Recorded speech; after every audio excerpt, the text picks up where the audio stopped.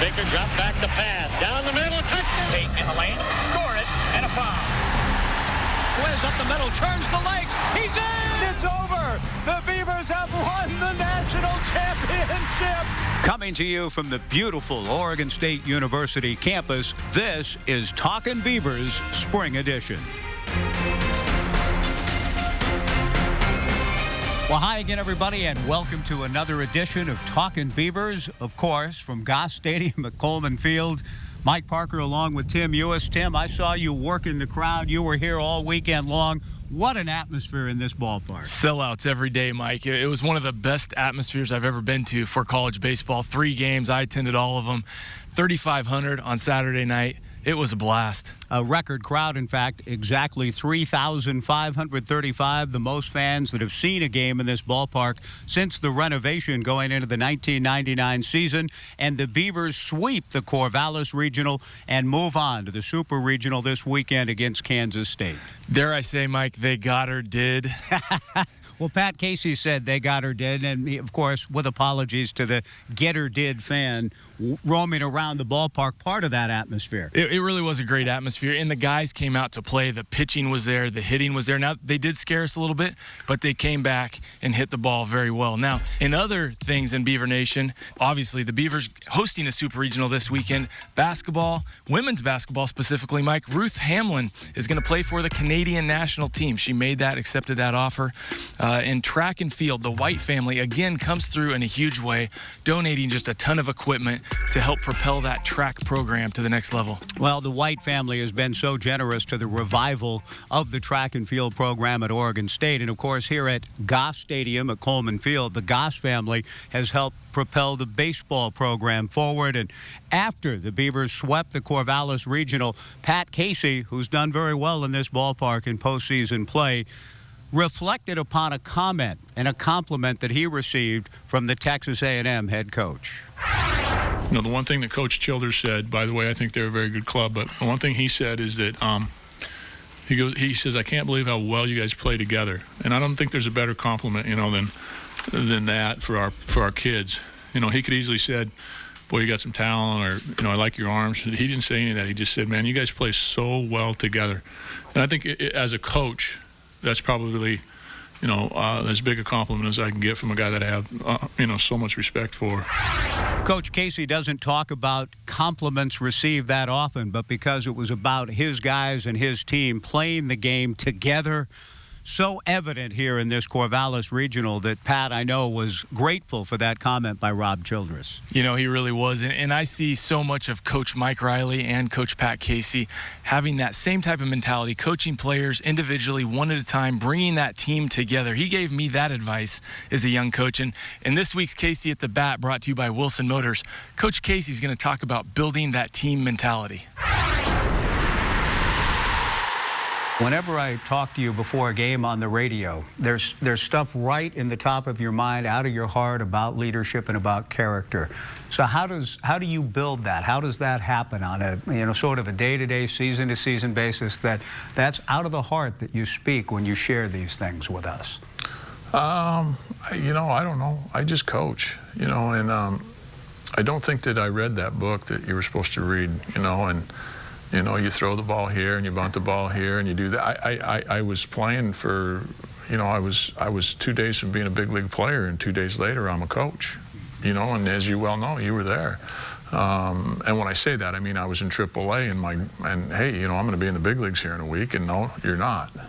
And so I had to just start coaching with the things that I knew and the competitiveness that was within me. And I'm kind of a fighter. You know, I'm kind of a battler and kind of a scrapper, and so that's how I created you know, my personality, or how I wanted our teams to play. And I think the longer you coach, the better you get at what you're doing. There's better ways sometimes to get player A to be a better player, and player B, you have to do a little differently. I think the only way you can be fair to everybody is treat them all differently, because they're all different. And so I could take a guy like Jenkins, and Jenkins, I could visit with him about something in one manner, where I couldn't do the same thing with Gundy. And I could take Nickerson and I could visit with him differently than Bach. And the same thing with this club. And I think that if you have a base of how you want to play the game, they blueprinted the game, 150 years ago. And the bases are always going to be there, and the mound's where it is. And, if you hit it on the right side of the left field chalk line, it's a double. If you hit it on the right side of the right field chalk line, it's foul ball. It's a weird game. We're going to chase the ball around all weekend to find out who can win 3 games. And so what do? You have to motivate somebody to do something they don't believe they can do. Mike, we always love hearing from Coach Casey and Casey at the bat. And after winning the regional this weekend, Danny Hayes said this is the best team he has ever been a part of. And Hayes has been a big part of it, coming up huge in the Saturday and Sunday games. But that's the thing about this team. It seems as though even with those consistent guys like Davis and Conforto, one day it's Ryan Barnes or Tyler Smith or a Jake Rodriguez or Danny Hayes. It really has been a great team effort to get the Beavers into the Super Regional this weekend coming up. I remember when the last time the Beavers hosted a Super Regional right here in this ballpark. Stay with us on Talkin' Beavers. Welcome back to Talkin' Beavers from Goss Stadium at Coleman Field, where the Beavers will host the Super Regional this weekend. What a great run it's been, and I dare say some legends in the making on the baseball field for the 2013 Beavers. But, Tim, not the only legends that we've had a chance to be around this year. You're exactly right, Mike. The Beavers have won Pac-12 championships in both wrestling and gymnastics as also. And this week's Beaver legend in the making, I was able to sit down with Taylor Meeks and talk to him about what it takes to be a 197-pound wrestler at Oregon State and winning a Pac-12 championship and placing 4th at the Nationals.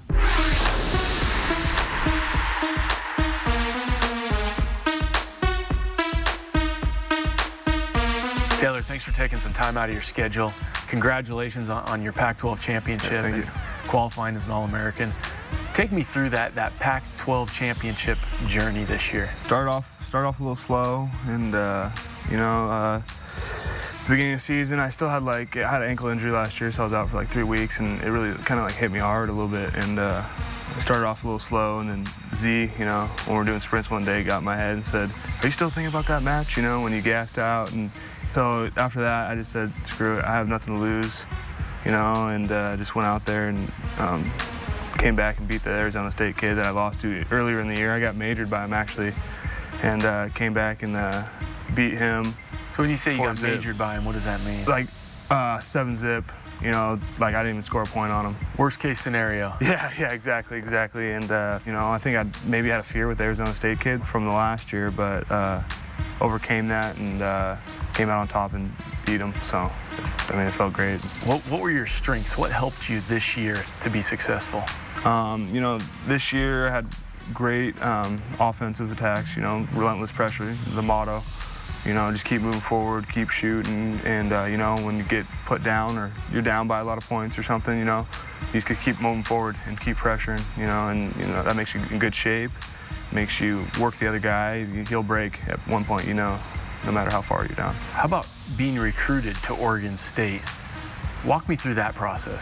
I started off, I wasn't highly recruited that much, and then what Z really saw in me was that I worked hard, that I was a hard worker. I'd come here to every one of his camps. That's the main thing that caught their eye, I think, is coming to all their camps and them getting to watch me and talk to me one-on-one and see, I stayed here for 2 weeks, sometimes, and I think that's the MO of an Oregon State athlete is hard work. Exactly, and so he just watched me on and off the mat and see how how I acted. That's how he picks his guys. He doesn't pick. It's not always the best guy. It's the guy that wants to work and who's going to excel, that he can see potential in, or who's going to grow in their body good, and who's going to be tough. So. And so then, just started talking, and I started doing good at nationals because I was working out all the time. So, you're just going to excel that far. So he saw that whole process go through. And then, just the home visit, and then, I knew this was the place. I didn't even check out anywhere else. I got a few calls from other people after I took third and at nationals a couple times when I was in high school. And I knew this was the place, and I just signed right away and took care of it, and I knew.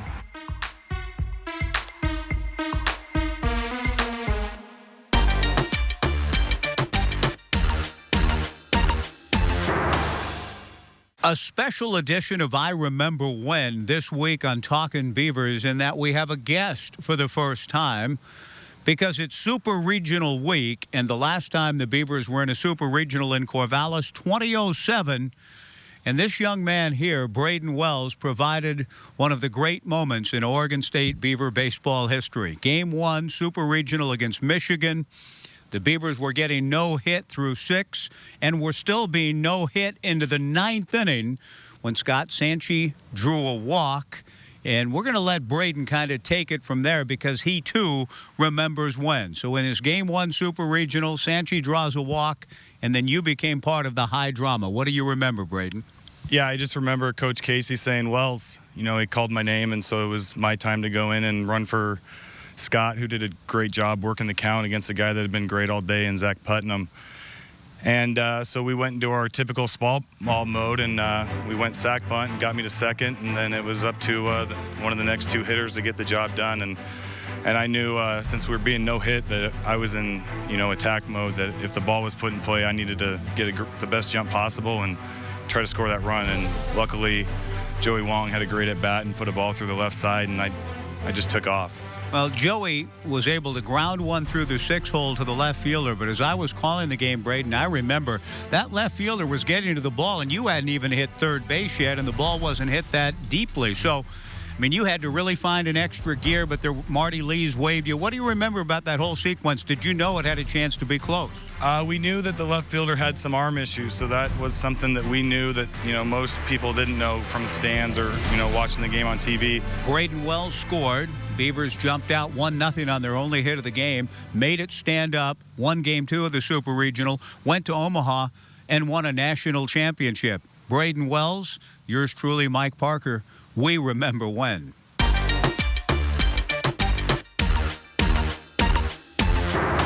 You remember, Mike. I remember when Michigan came here, and the only reason we were able to host that regional was because Michigan did not have enough confidence in their team and tore the stadium down.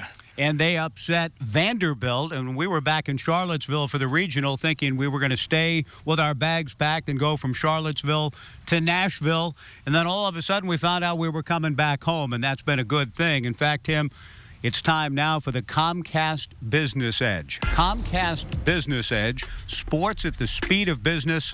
Let's see who has the edge. And when you take a look at that, Tim, I think that's all you need to know. The Beavers at home in 2007 got it done.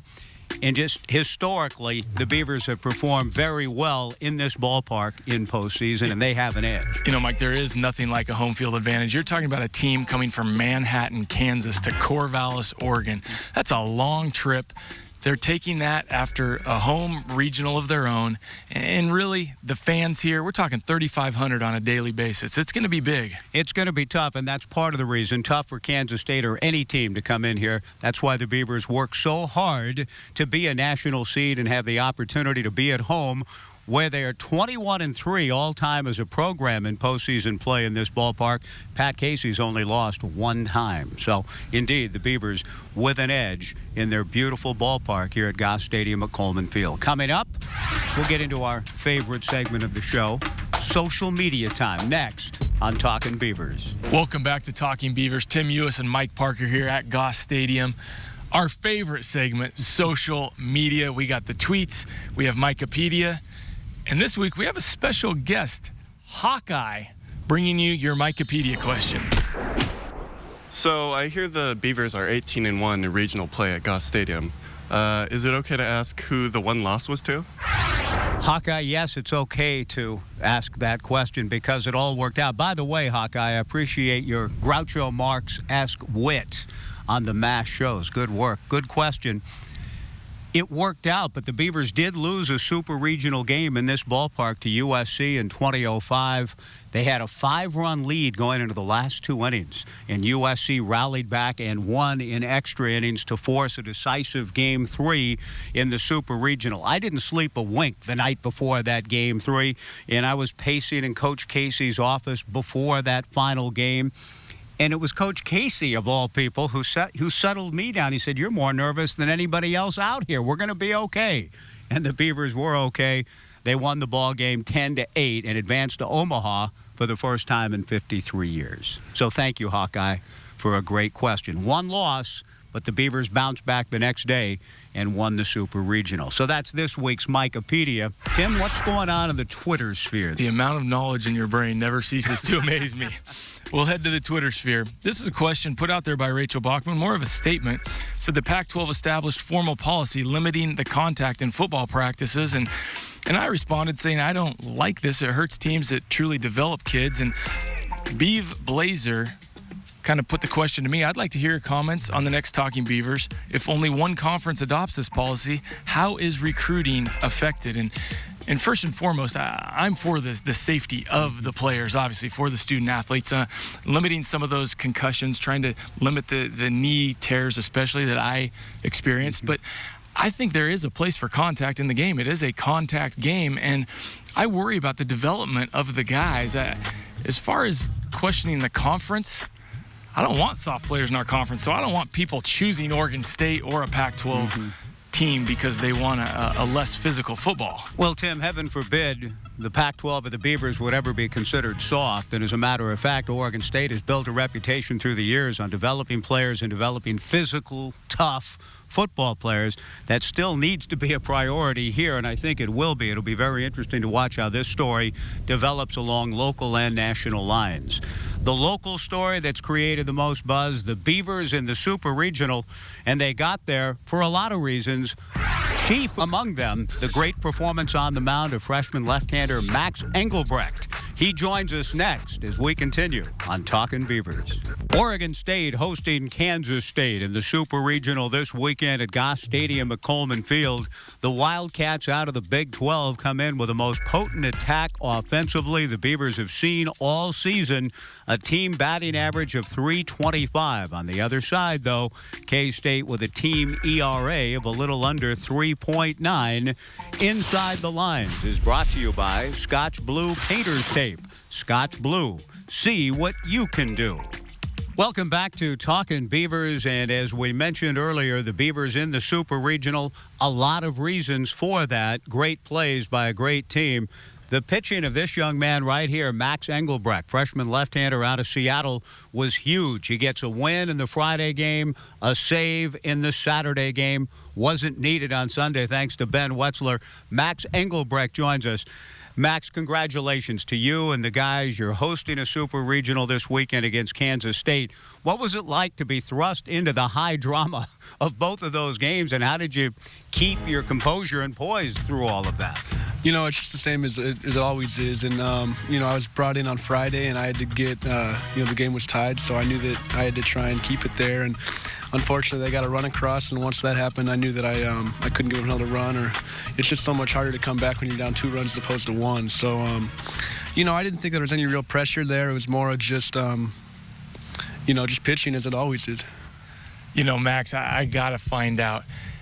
Are you counting pitches in the bullpen, or how do you know when it's your turn to come in? Well, usually I'll come in to face the left-hander. So, we'll have a chart down in the bullpen, and I'll know that, you know, a guy's coming up, and my name will probably get called. But, you know, I'll get my slider work in or whatever, because that's usually what I do to get lefties out. And so, I usually have a pretty good feeling when I'm going to go in. Yeah. One of the biggest moments of the weekend was the big pitch hit right back at you. Somehow you backhand it. Walk me through that moment, because I think everybody in the stands, that was what brought those 3,500 people together, and the whole stadium was electric. Yeah, you know, I thought I made good pitches on him all at bat, and, you know, credit to their whole team. Everybody here was a really good team, and I threw a fastball away, and he just hit it right up the middle, and, you know, I think I was fortunate to catch that, but, you know, we'll take it. You know, it was very important to get that leadoff hitter out. A great play in the crowd, the record crowd of 3,535, absolutely ecstatic in that moment. You finished the job. Max, it's a long season, and you were very prominent early in the year. The starters go so deep into games that the bullpen doesn't always come into play. How have you and the other guys in the bullpen managed to stay engaged and be ready when your number's called? Well, we have so many good pitchers on our team that it's just hard to find innings, you know, and it really, you know, when you're rolling, your name's going to get called more often than not. So it's really on us to stay fresh because, you know, your name's going to get called and you just got to make sure you're ready. You know, Max, final thing, to be home this weekend for the Super Regional, Tim's talked about the atmosphere being electric here. Do you guys feed off of it? Tell me what it means for you to be home this weekend against Kansas State. You know, one of the coolest things has been we were the visitors here yesterday and the day before, and we walked out that dugout back there and just into a sea of Beavers. And, you know, we got high-fived by all the fans and a big round of applause. And, I mean, that's been the coolest thing since I've been at the university. I mean, Coach Yeski said it best. He said, you know, no one's beaten 3,500 people. And just the atmosphere here is crazy. And you know, you couldn't ask for anything more. Well, Max, we hope that there's more craziness and joy in this ballpark this weekend for you and the guys in the Super Regional against Kansas State. Congratulations on the great year. Great work for the freshman lefty out of Seattle, Max Engelbrecht. That's going to do it for this edition of Talkin' Beavers. We'll see you again next time on Talkin' Beavers.